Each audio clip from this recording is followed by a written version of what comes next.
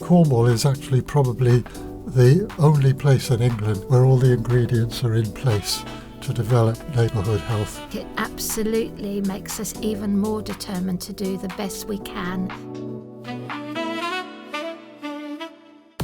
Hello and welcome to the RCHT podcast, and in this episode we're taking our regular look back at some of the key discussions from our latest board meeting, including the pressures facing our urgent and emergency care, what patients and colleagues have been telling us, and the work underway to improve services across our hospitals. And of course, joining me in the studio today is our chair, David Allen, and our chief executive, Kim O'Keefe. Welcome both of you back to the studio. Thank you, Peter. Thank you. It doesn't seem that long ago we were here. I know, time's flying by this year. I can't believe it's July already. Let's start, as we do in our board meetings, with the patient story. And the video was quite a powerful one, wasn't it? With patients describing everything from really kind care to some very difficult and upsetting experiences. When you watched the story, what stayed with you the most? Well, I think what stayed with me the most was the fact that the patients were so supportive in a very difficult situation. So what they said was very fair, I thought. Some of them were describing pretty negative experiences for them and their families, but at the same time they were appreciating the pressure that the department was under. And as one of the patients said, the hospital is too small and too busy, and I know that's what a lot of people think, but it is what it is. We've got the resources that we've got, and we have to work very hard with our community and our partners. So it was a difficult watch, and I think there was some lumps in the throats of board members and probably a feeling of guilt. And from my point of view, be interested to see what Kim thinks, but I was very struck when Bernie George, the acting chief nurse, just said, "I want to say we're sorry." And I think we all are sorry, because nobody should have to wait in a corridor, especially at a time when they're worried, they need care, they need support. And we are working as hard as we possibly can with our partners to minimise the amount of time people have to wait in corridors and other unsuitable spaces for care. And Kim, how did it make you feel watching that video? Always sad. I think we hear that every day, not just from our patients and their loved ones. It's the distress it causes staff who absolutely want to give their best care. Nothing grounds a board more than hearing the patient's story.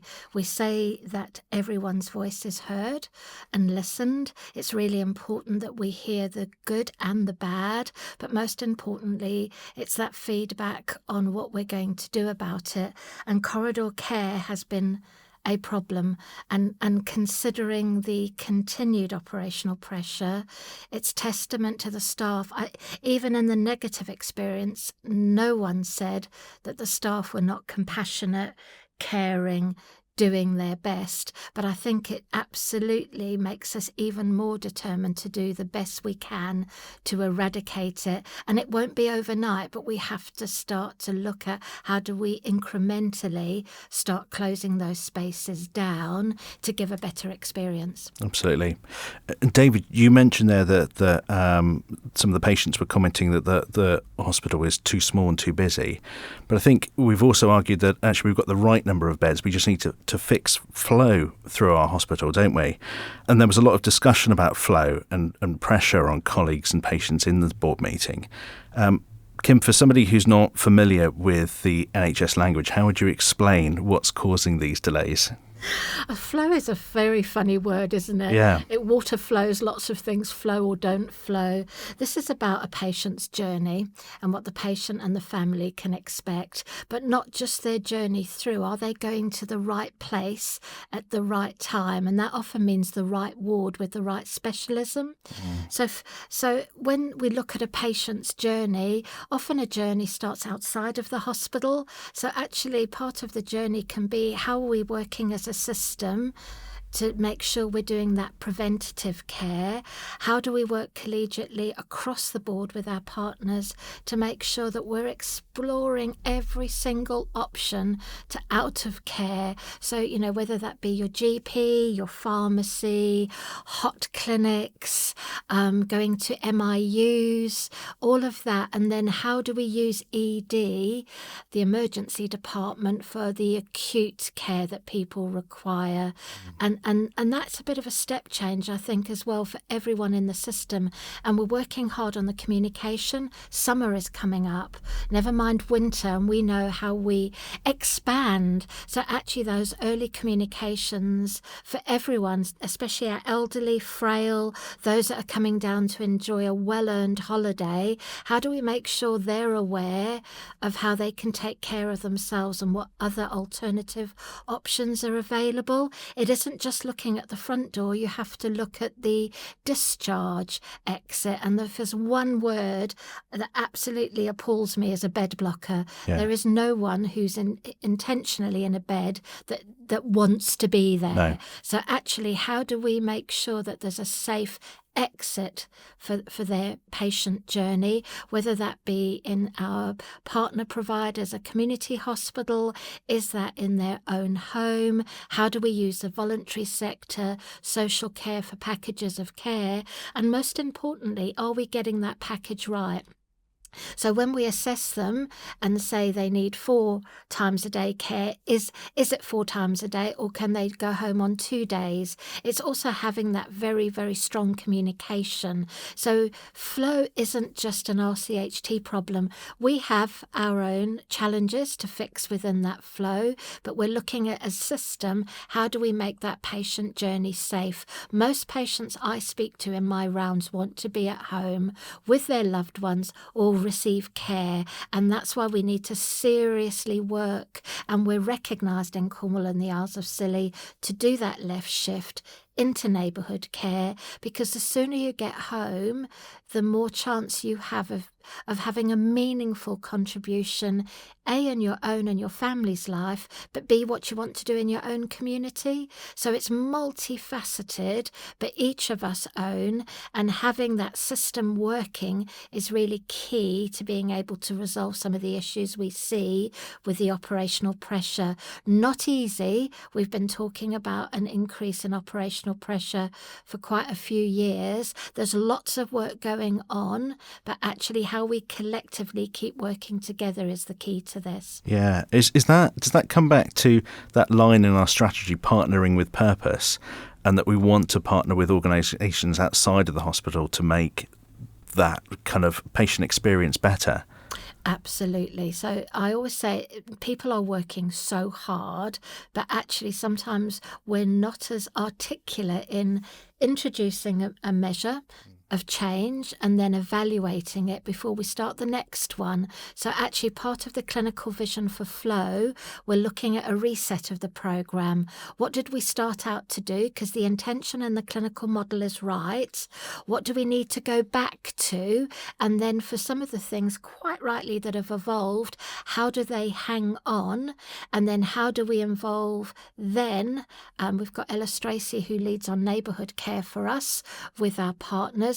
How do we stop looking at things in silo? So we often talk about urgent emergency care, neighbourhood, community. Actually, it all comes together, and how we work with SWAST as well. How do the we ambulance work service? together? Yes, ambulance. How do we work together to make sure they know the out of hospital care, and are we measuring the efficiencies of those? So we are looking at doing. We're about to commence a whole system review of where is our urgent and emergency care, where is our out of hospital care. How do we work more collectively to bring that to fruition? How do we communicate that?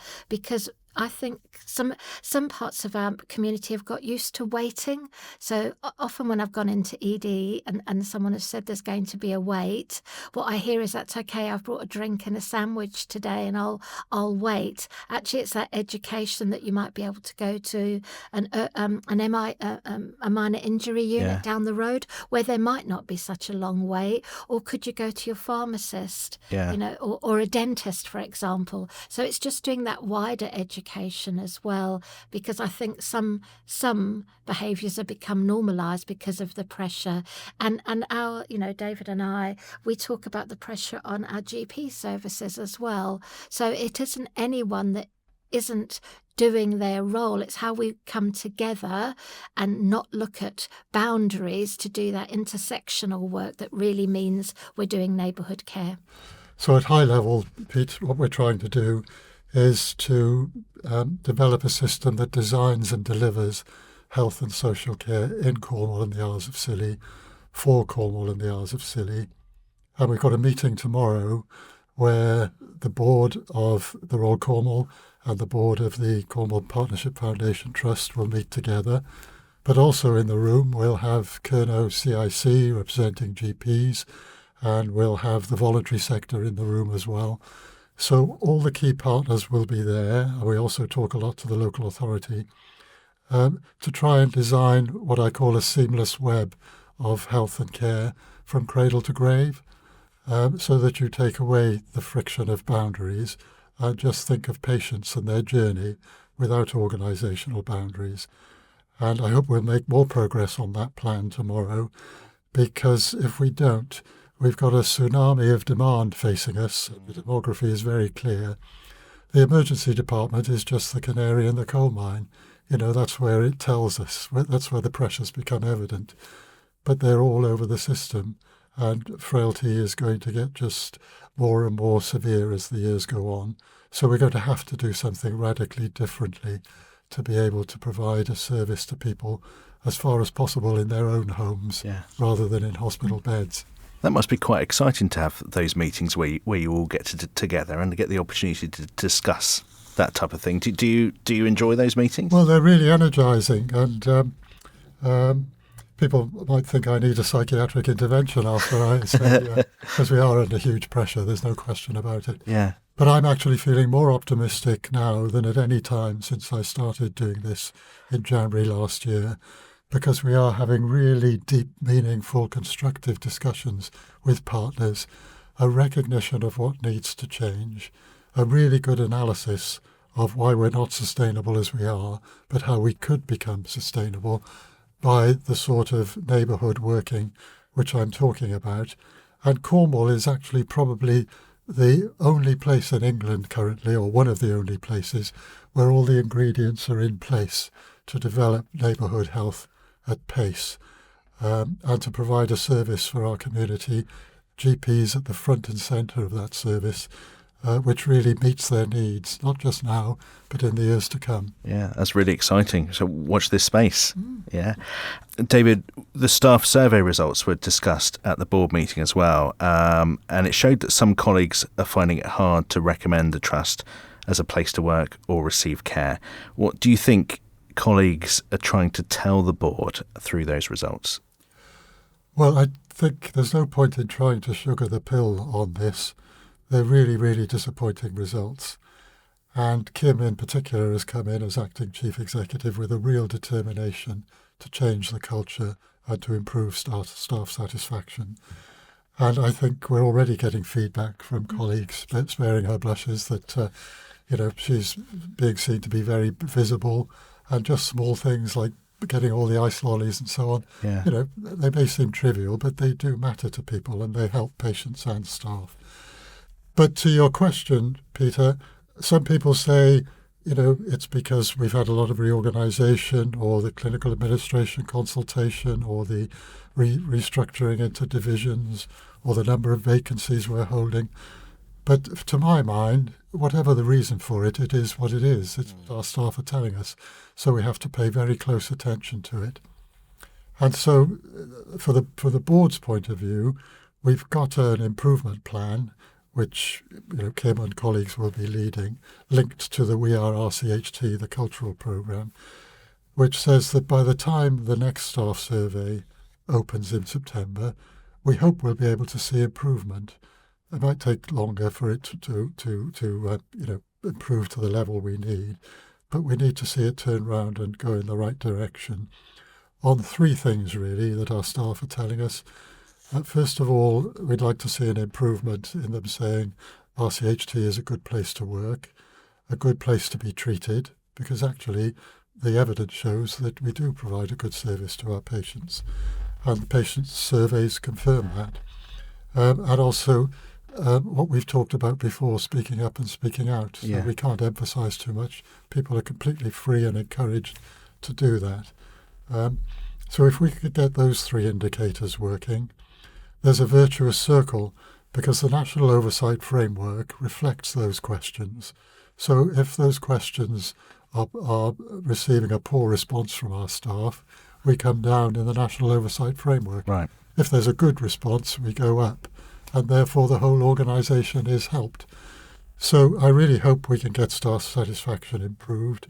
The board is really committed to doing that, and Kim is leading a process which I hope and believe will lead to improvements in partnership with our new divisions, because change will happen in the divisions: medicine, surgery, women and children's, cancer and clinical services. That's where the change will need to take place. Yeah. And you put an announcement out to staff earlier this week about the chief executive position, didn't you? And I assume that's to maintain consistency, to build on the momentum that we've had so far, is it? Or do you just want to tell us a bit about what you've announced? Yeah, well, we've announced this week that Kim has agreed very kindly to continue as acting chief executive, with the emphasis on chief executive rather than acting, until the end of April next year, or not later than that. And that gives us the time and space to continue to develop the work she's been doing. Yeah. Kim is very much admired and trusted across the system, and is well known across the NHS and internationally. So she provides that focus, stability, continuity that we need, but also the huge value of empathy and supporting staff and being visible to staff. Everyone knows that Kim is caring and compassionate. It's easier for me to say that than for her to say it. And that's what we want and need at the moment, is compassionate leadership. So rather than have a short-term appointment, we've had a really good discussion with Kim, and she hasn't been pressed at all. She's offered to do it, although we would have pressed her actually. Yeah. She's offered to do it until the end of April next year, which gives us the time and space to improve our staff experience and become a more compassionate organisation. Absolutely. And Kim, you talked about in the meeting getting out and about and meeting colleagues and making sure that "you said we did" is more than just a phrase. What are you hearing directly from colleagues at the moment? Oh, so I go back to, I haven't met a single team, whether they're clinical, non-clinical, enabling, that isn't proud of the team they work with.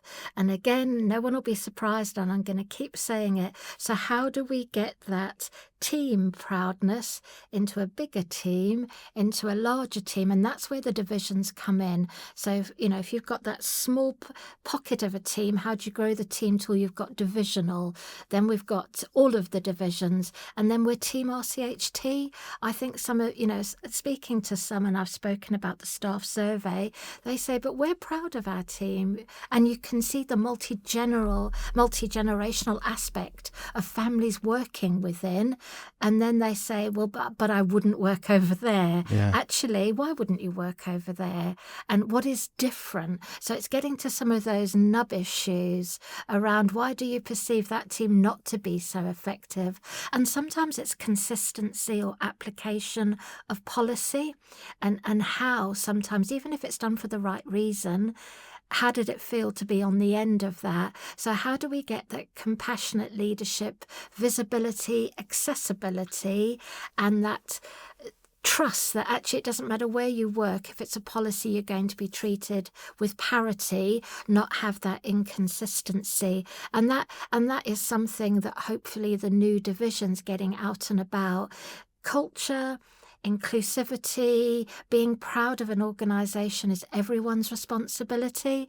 So what shadow do you want to cast when you come to work? What do you walk by? If someone says, if you're walking past in the corridor and say, good morning, how are you? You can't keep walking if someone says, I don't feel so great, because actually you're just proving that that person's opinion isn't valued. And I think what we've heard is, in spite of the work we've done, people don't feel valued. And often it's in their place of work. A line manager is a myriad of things to people. Often I hear, well, it's my line manager, and everyone says, oh, it's an exec. Actually, when you burrow down, it's actually a band 4 or a band 5 or a band 6. So I'm always sad. I hate calling the cultural work a programme. This is about how do you come to work and be a kind human being, and how do we encourage that? But you know what, being a kind human being sometimes means you have to make difficult choices, but it's how you translate those, communicate them, and give feedback. We can't always do everything, but are we clear when we can't do something, why we can't do something? And that's sometimes, I think, where we falter. And what I've heard from our new leaders is that they need some time to be able to bond together as new teams, but they also need some tools around how do you manage difficult conversations, how do you prioritise. David and I do not want anyone to think we're doing this as a tick box exercise. Yeah. Actually, this is how we recruit people. And we've got some of the best services. We've got tremendous colleagues that are always told they're compassionate. We want to grow that, and we want the right people either coming through our ranks or bringing their specialties from outside. So it's really, really important that our staff survey reflects their hard work, because that's what it should do. Absolutely. And there were some important conversations in the board meeting about culture, inclusion, maternity care, and health inequalities as well. How do we make sure that those issues stay visible and lead to positive change across our hospitals? If I could just touch on health inequalities, maybe Kim, the best place to talk about the others. I think health inequalities is a dog that hasn't barked enough at our board meetings, to be frank. And we're going to create the time and space at the next board meeting in September to talk about health inequalities, obviously in Cornwall and the Isles of Scilly in particular, because there's some very stark data about differences in life expectancy and access to health and care services, depending on where you live and your background. And there are a lot of left-behind communities in Cornwall. There is rural and coastal deprivation, alongside many more well-off areas. And so you can compare and contrast the data, and you can be talking up to 15, 20 years of life, from the wealthiest areas to the most deprived. And although the formal responsibility is with the system, with the Integrated Care Board, we think that we need to do more as an organisation to reach out and to make sure people can access health services in a timely way, because too often people present to ED before they're diagnosed with cancer or whatever it might be. And if these could just have been caught earlier with access to health services and people having the confidence to seek help, we could do a lot more prevention. The new Prime Minister coming in is very keen on prevention, very keen on place, and very keen on partnership with local authorities, which is exactly the sort of thing we want to do to reduce health inequalities. The health service can't do it all, because it comes from birth, it comes from education, it comes from lack of opportunity. I remember when I was involved in setting up the dental school, some of the evidence we had was that there were 3 generations of families in Cornwall who'd never seen a dentist. Right. People who'd never seen the sea.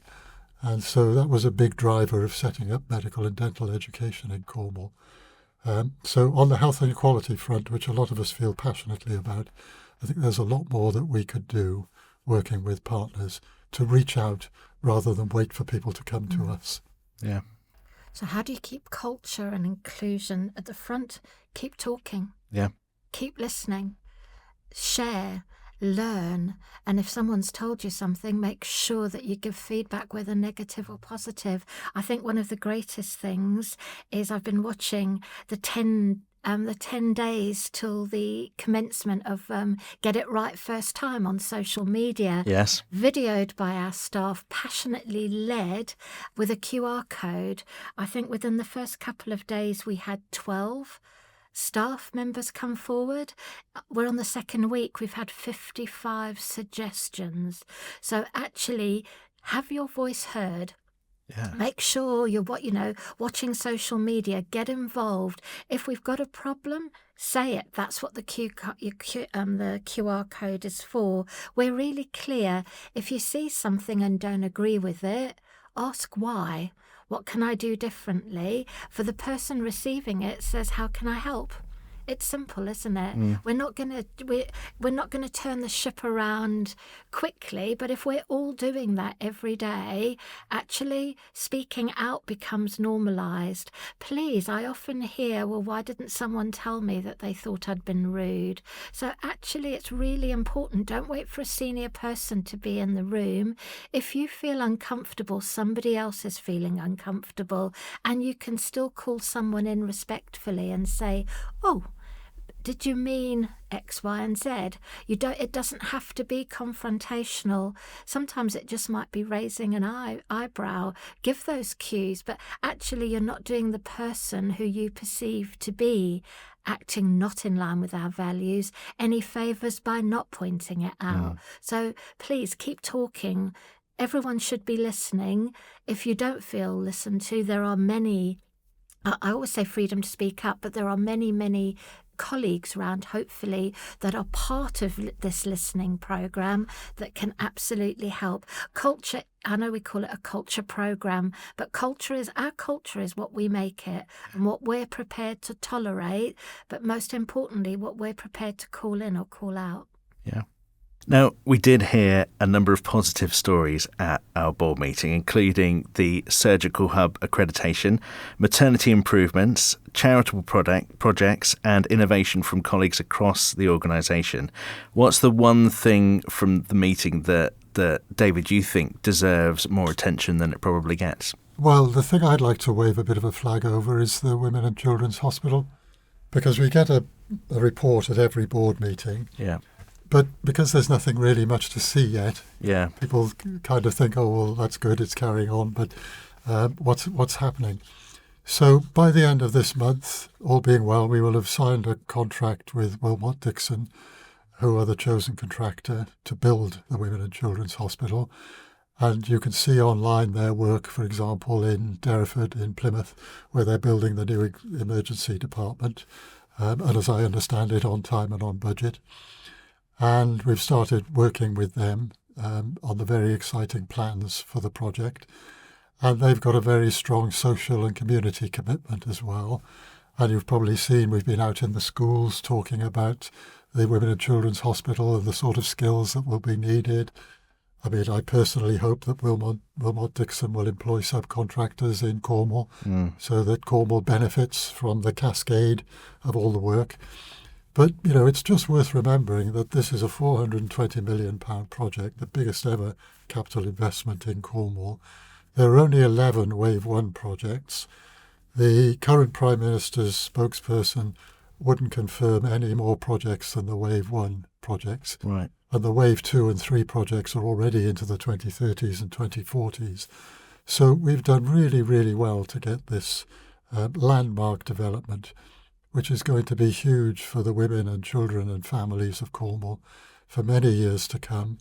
It will be right at the frontiers of care for women and children, maternity, and it will also enable us to attract very good staff, clinical and other staff, because they'll want to work in the new Women and Children's Hospital. And over the next 5 years, people will see it going up and gradually becoming real. and we hope that early in the 2030s we'll be able to open it and hopefully get a royal personage or whoever to come and open it. And it's something that Cornwall can be really proud of, and will provide a service to the women and children of Cornwall for at least 60 years. Yeah, that'd be fantastic, wouldn't it? What about you, Kim? Oh, I knew this was coming. I'd like to give a big shout out to the veterans. Yeah. I was so honoured on behalf of the board to go and see the veterans flag raised at the New County Hall with John Clegg, who is our representative and does an absolute amazing job in making sure that we don't forget the impact. And that's just not veterans, it's our current serving families, those that work and live in our communities. And a huge thank you on behalf of the board for everything they do in serving our country, but for our staff, and many, are from serving families. Actually, it's making sure that we promote our veteran pledge and make sure that our services are accessible, and that we make sure that we don't forget.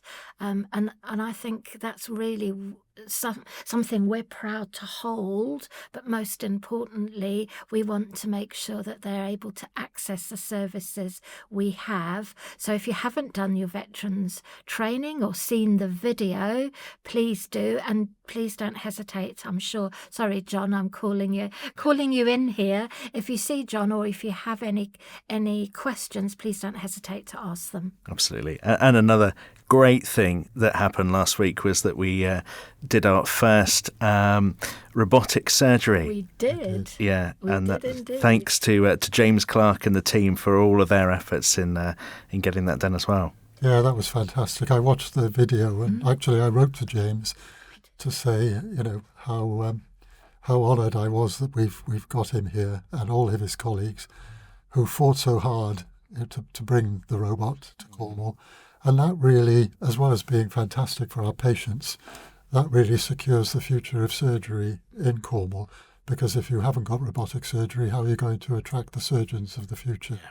So James Clark and his colleagues deserve huge praise. And I must say it was very impressive the way that James got himself trained up and did the first operation himself. So well done, James, and well done to all of surgery. And that's a really good showcase for why we need our own autonomy. Mm-hmm. We need to be financially viable, because this is the advanced practice then we can bring, because we're in control of our own destiny. Absolutely. Kim and David, it's been a pleasure to have you back on the podcast again. Thank you so much, both of you, for your time. Thank you so much, Pete. Thank you. Thank you. That's it for this podcast. Thank you so much for listening. If there's an improvement or achievement within your team you'd like to talk about, or a story you'd like to share, please contact us on rcht.communication@nhs.net, as we'd love to hear from you. And don't forget to subscribe so you can be notified of future episodes. We are RCHT.